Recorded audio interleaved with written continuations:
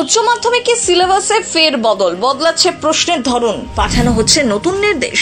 ইংরেজি, বাংলা সহ 19টি বিষয় বেশ কিছু পরিবর্তন করল সংসদ। নতুন সেমেস্টার পদ্ধতিতে উচ্চ মাধ্যমিক শিক্ষা সংসদ যে সিলেবাস তৈরি করেছিল তা নিয়েই পড়ুয়ারা অনেক ক্ষেত্রেই অসুবিধার সম্মুখীন হচ্ছেন।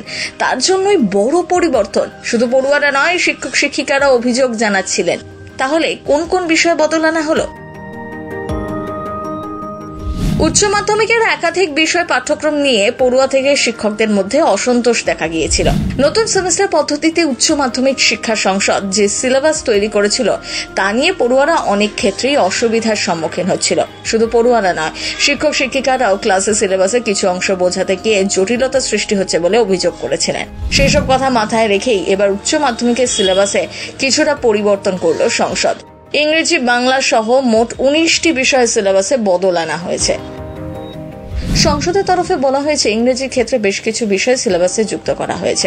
পাশাপাশি স্কুলগুলিকে বলা হয়েছে তারা যে বিষয়বস্তুগুলোকে কঠিন বলে মনে করছে সেগুলোকে বাদ দিয়ে এই বিষয়গুলো পড়াতে পারে।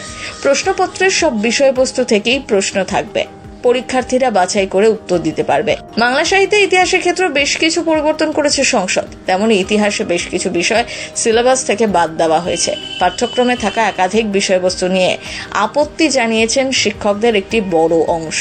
তাদের বক্তব্য, পাঠ্য বইতে এমন কিছু বিষয় বাছা হয়েছে প্রথম সারির ছাত্রছাত্রীরাও যা পড়ার ক্ষেত্রে আগ্রহ হারাচ্ছে। অনেক বিষয়বস্তু আবার প্রাসঙ্গিক না হওয়ায় ক্লাসে পড়াতে সমস্যা হচ্ছে।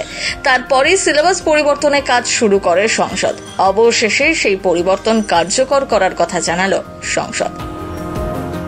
যে 19টি বিষয় সিলেবাসে পরিবর্তন করা হয়েছে সেগুলো হলো ইংরেজি এ, ইংরেজি বি। এছাড়াও রয়েছে অল্টারনেটিভ ইংলিশ, বাংলায়, হিন্দি বি।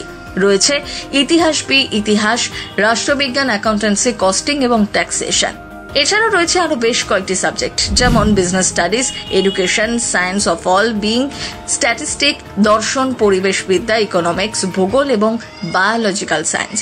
সিলেবাস পরিবর্তনের প্রসঙ্গে সংসদের সভাপতি চিরঞ্জীব ভট্টাচার্য বলেন, শিক্ষক শিক্ষিকা এবং পড়ুয়াদের কাছ থেকে পাওয়া বিভিন্ন অসুবিধার কথার ভিত্তিতে সিলেবাসের সামান্য কিছু পরিমার্জন করা হয়েছে, যাতে নয়া পদ্ধতিতে সুবিধা হয়। প্রথম বাংলা ব্যুরো।